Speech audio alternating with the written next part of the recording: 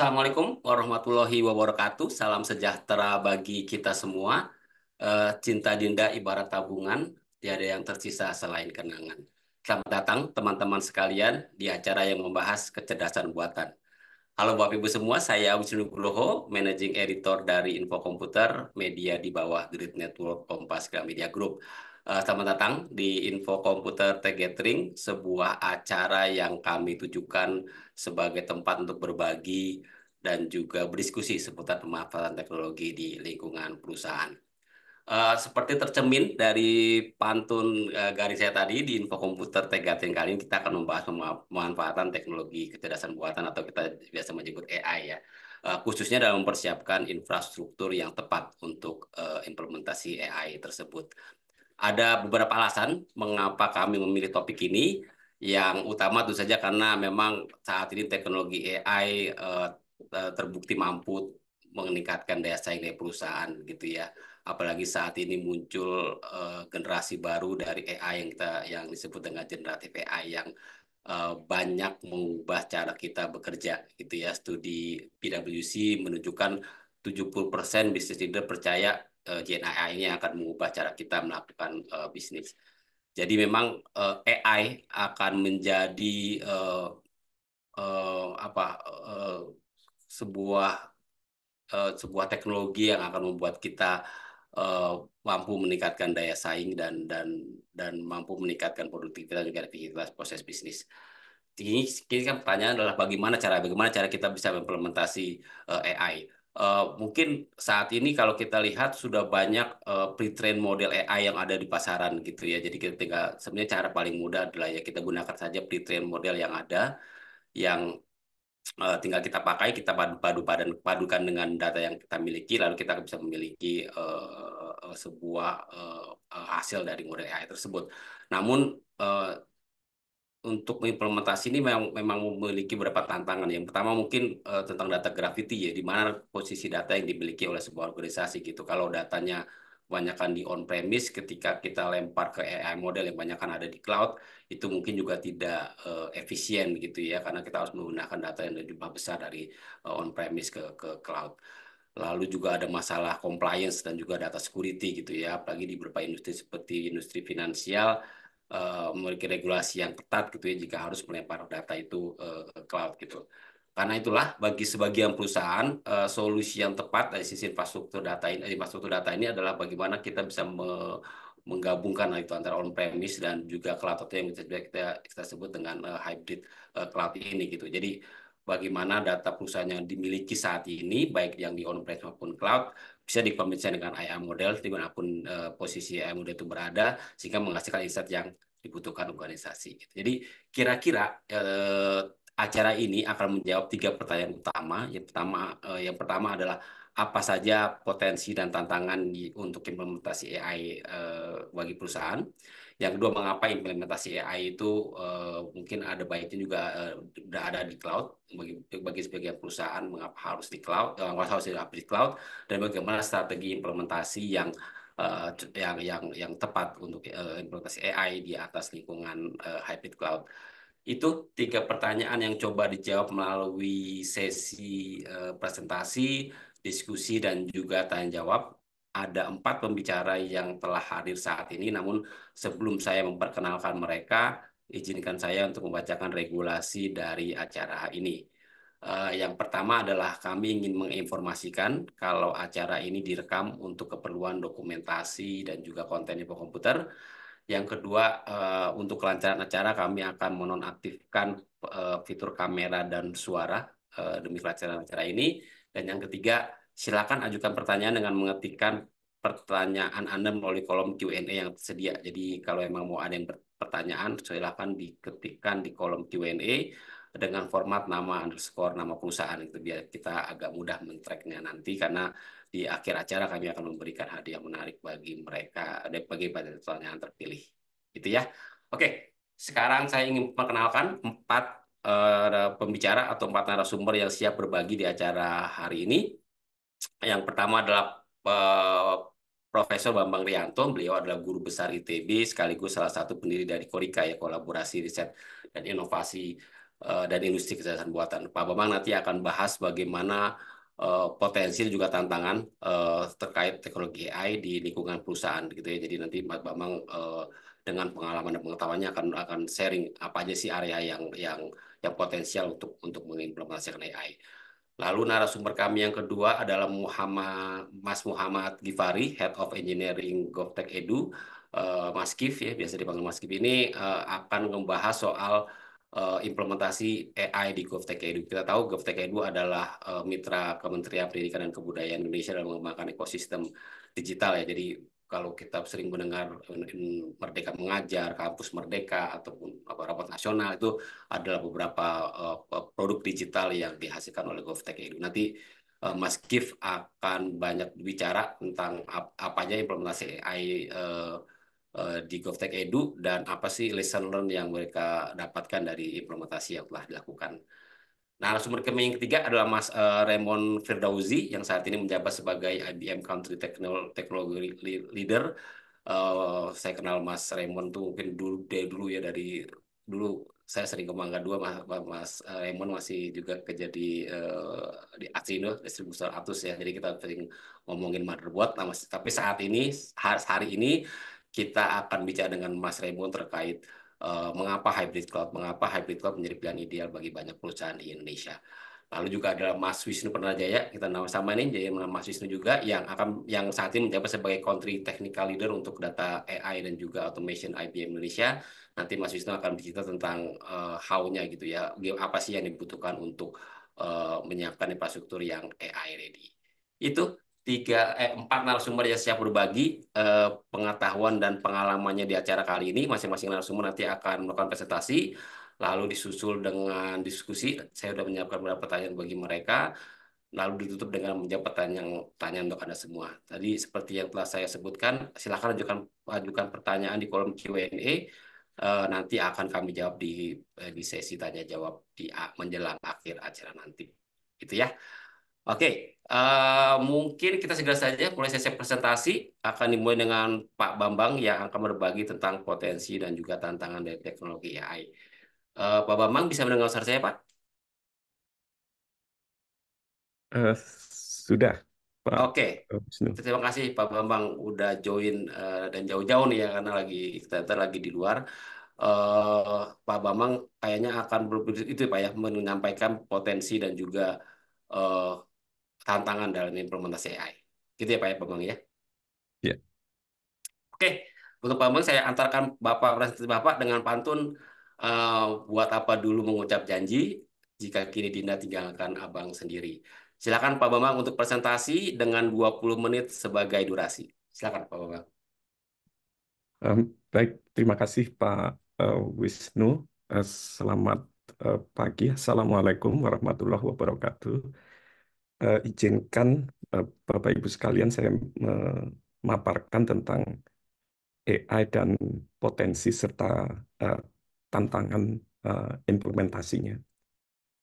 Em, Pertama-tama saya ingin menyampaikan apa yang dimaksud dengan AI. Jadi ada beberapa pengertian tentang tentang AI, tetapi pengertian yang paling banyak dirujuk adalah cara mendesain dan membangun satu agent yang intelijen gitu ya. Agent ini bisa berupa software, hardware atau gabungannya yang menerima persepsi dari lingkungan dan mengambil action gitu terhadap lingkungannya gitu.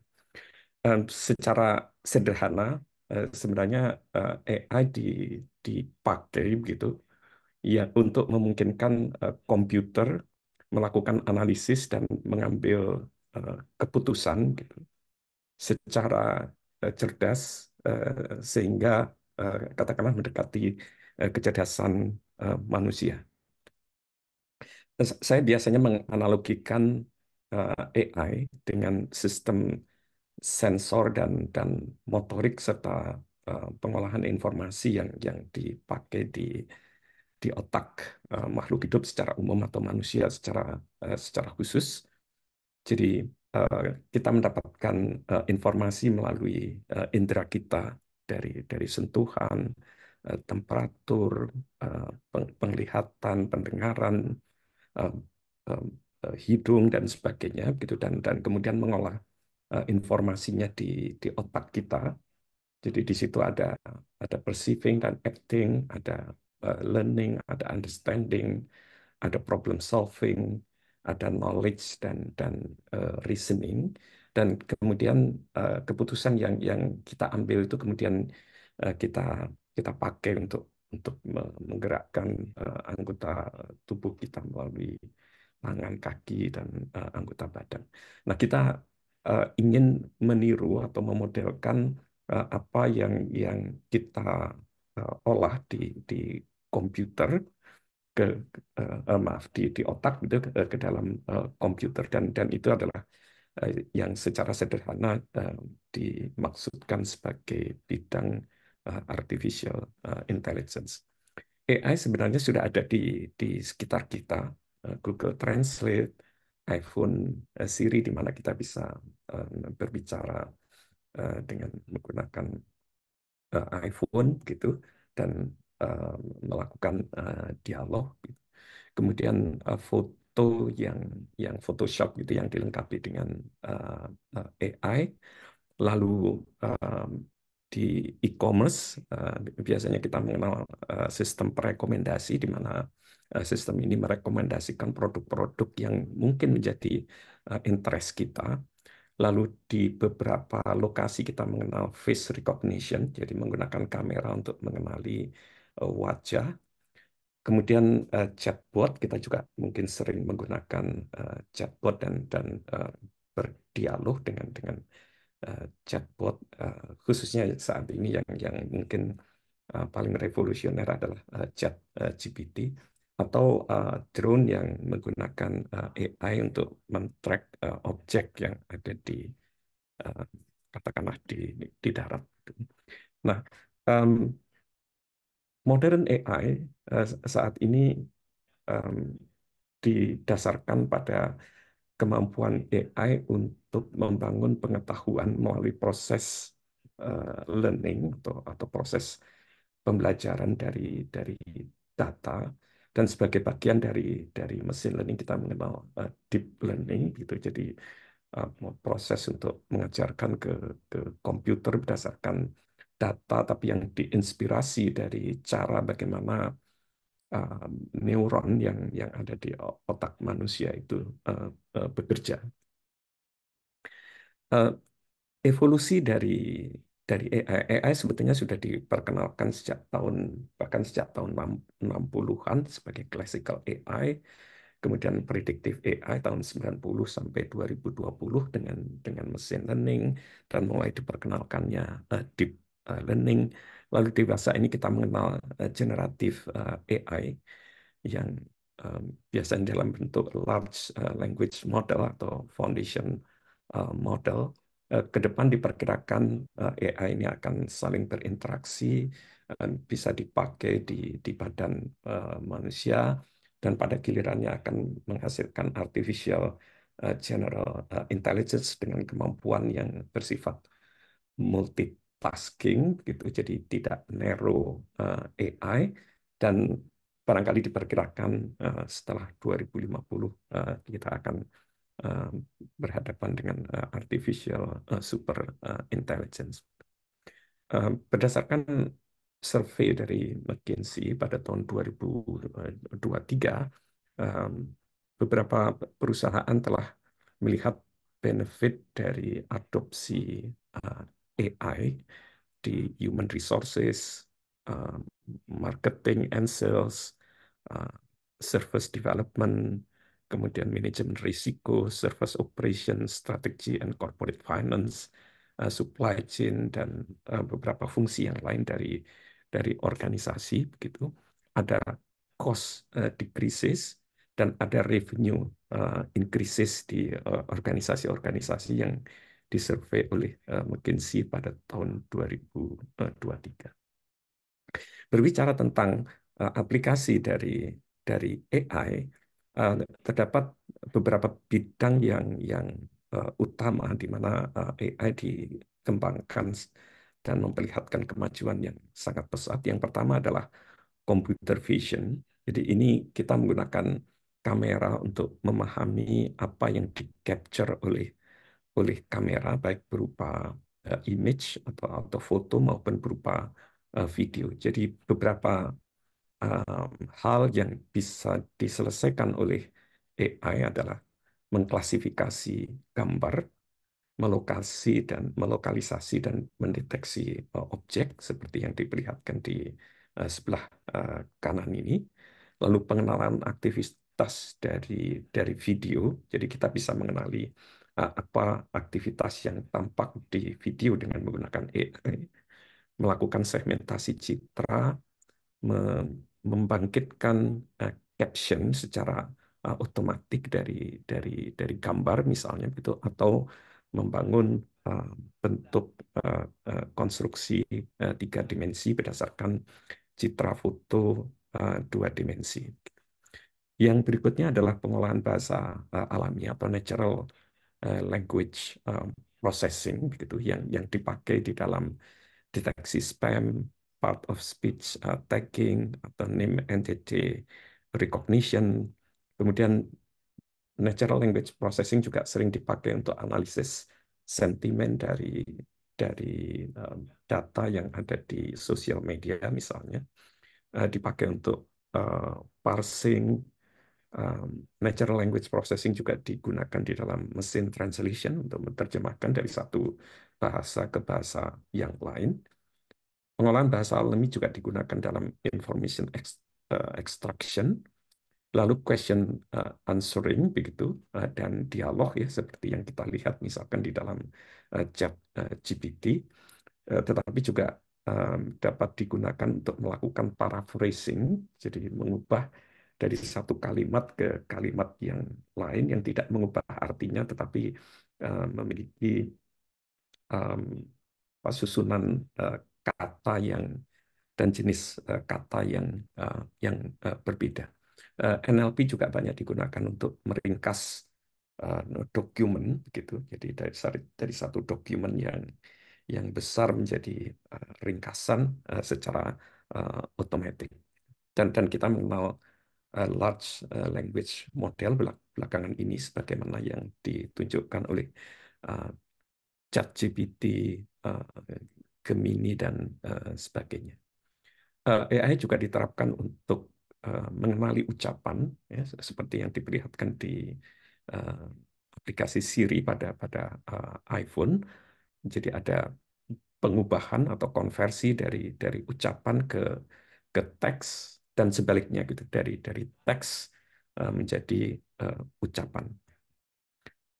AI juga diterapkan di robotics, baik drone, um, robot yang ada di darat maupun underwater robot, dan terkait dengan ini AI juga diterapkan secara intensif pada self-driving car gitu, jadi mobil yang dapat berjalan tanpa pengemudi dengan menggunakan teknologi AI dan sensor-sensor yang dipasang di kendaraan.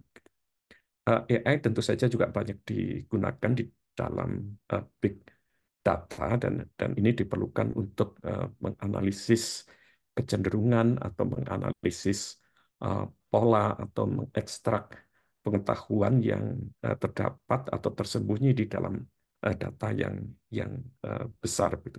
Dan untuk itu kita bisa menggunakan AI, machine learning, atau deep learning. Nah, tadi uh, disebut-sebut tentang large language model yang menjadi dasar dari um, chat GPT dan chatbot sejenisnya. Jadi large language model adalah satu deep learning model begitu yang dapat merecognize, melakukan peringkasan, menerjemahkan, memprediksi atau mengenerate teks gitu, atau bentuk konten yang lain didasarkan pada pengetahuan yang sudah diperoleh melalui pelatihan terhadap dataset yang masif.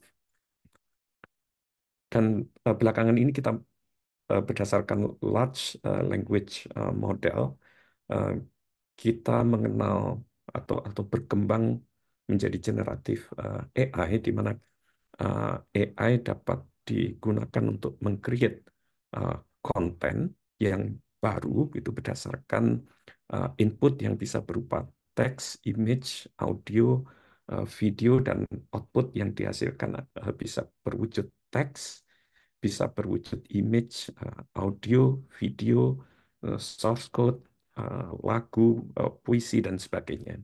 Ini tampak pada eh, tools-tools yang belakangan ini kita kenal seperti ChatGPT, Midjourney, Stable Diffusion, DALL-E, Gemini, GPT-4o, Cloud, dan sebagainya.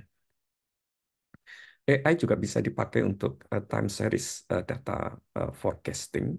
Misalnya kalau kita ingin memprediksi uh, demand gitu dari satu satu produk berdasarkan uh, time series data dan variabel yang lain yang berpengaruh gitu dengan tingkat akurasi tertentu.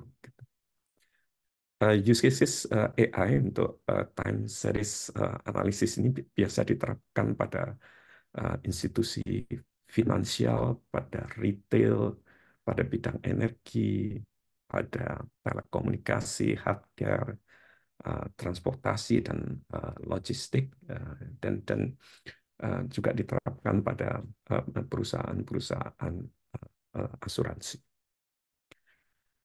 Big data analytics misalnya di dalam finance itu dapat dipakai untuk melakukan prediksi dari dari time series data untuk yang terkait dengan keuangan, untuk fraud detection, untuk personalized banking, juga dipakai untuk customer segmentation, asset and wealth management, dan juga banyak digunakan untuk menghasilkan kredit scoring dan underwriting, serta monitor bisnis performance. Anomaly detection adalah area yang lain di mana AI banyak diterapkan, apakah terhadap data yang berbentuk video, speech, atau data-data numerik, data yang terstruktur maupun yang tidak terstruktur. Deteksi anomali misalkan diterapkan pada banking, insurance atau financial services, pada bidang IT dan telekomunikasi, retail, di healthcare, defense and government, serta manufacturing. AI use cases yang berimpact pada industri-industri yang utama seperti teknologi makanan, logistik dan transportasi, healthcare, manufacturing, IT, business legal, travel, real estate, fashion, hospitality, uh, itu antara lain menggunakan uh, bentuk-bentuk task yang dapat dipecahkan dengan AI seperti NLP, image atau video analysis, risk assessment, predictive analysis, customer service, marketing, advertising, dan sebagainya. Ini beberapa top 10 use cases AI di bisnis. Yang pertama adalah chatbot untuk customer support. Jadi misalkan menggunakan chat GPT atau Gemini gitu ya untuk mendukung apa, engagement dengan customer. Kemudian sentimen analysis. Jadi analisis sentimen itu juga banyak digunakan untuk menganalisis apakah satu dokumen tertentu itu sentimennya adalah positif, negatif, atau netral. Katakanlah ini yang merupakan pendapat dari customer terhadap satu produk tertentu. Sales forecasting juga adalah area di mana AI banyak digunakan karena kemampuan AI untuk memforecast data dalam katakanlah misalkan beberapa hari ke depan atau 1 minggu ke depan atau 1 bulan ke depan.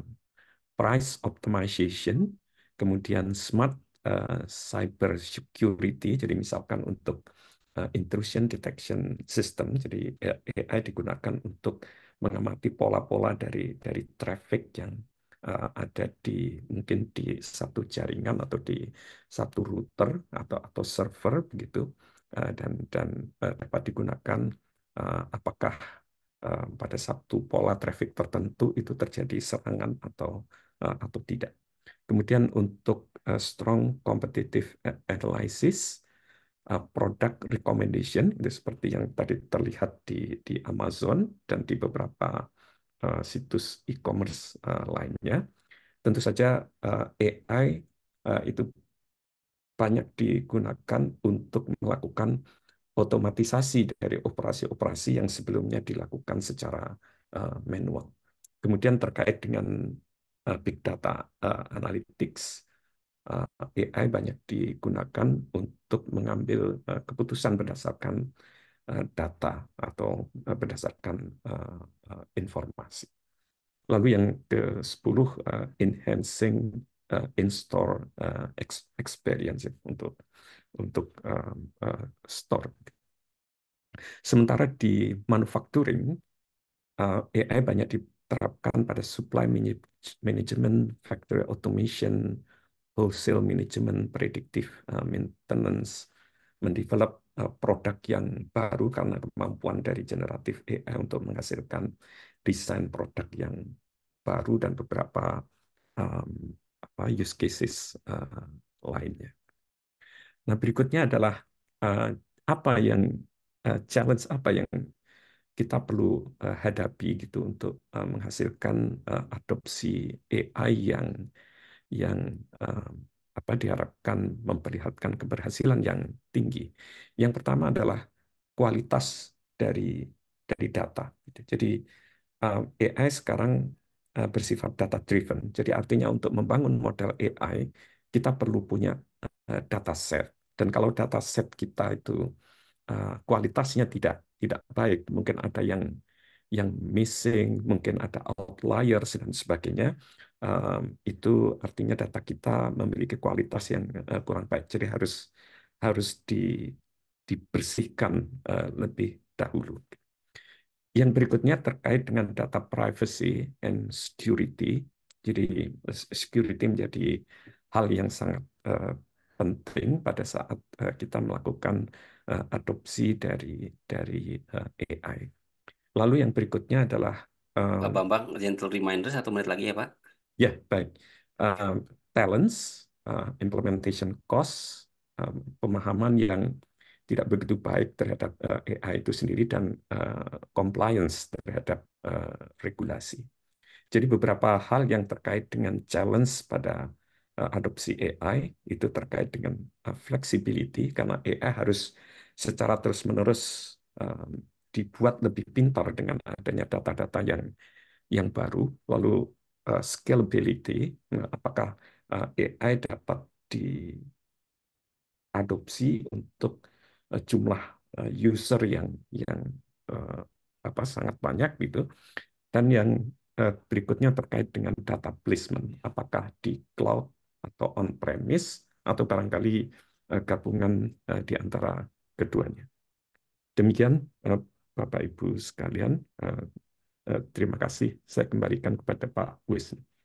Oke, terima kasih Pak Bambang atas presentasinya menarik bahwa tadi Pak Bambang mungkin mengcover tentang AI dengan segala area perkembangannya ya.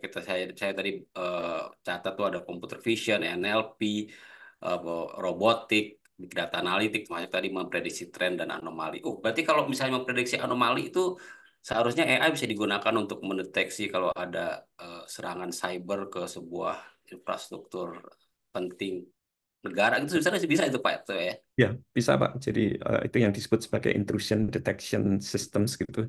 Jadi AI dipakai untuk mengenali pola-pola dari data yang apa terjadi anomali. Jadi kalau ada attack itu biasanya kemudian ada pola-pola tertentu yang irregular begitu dan AI sangat potensial untuk diterapkan di dalam Hmm. mengenali Hmm. pola-pola itu dan mendeteksi terjadinya serangan semacam early warning begitu ya kalau kalau misalkan dalam satu infrastruktur IT tertentu itu ada serangan dan bisa diberikan um, apa statusnya kepada user.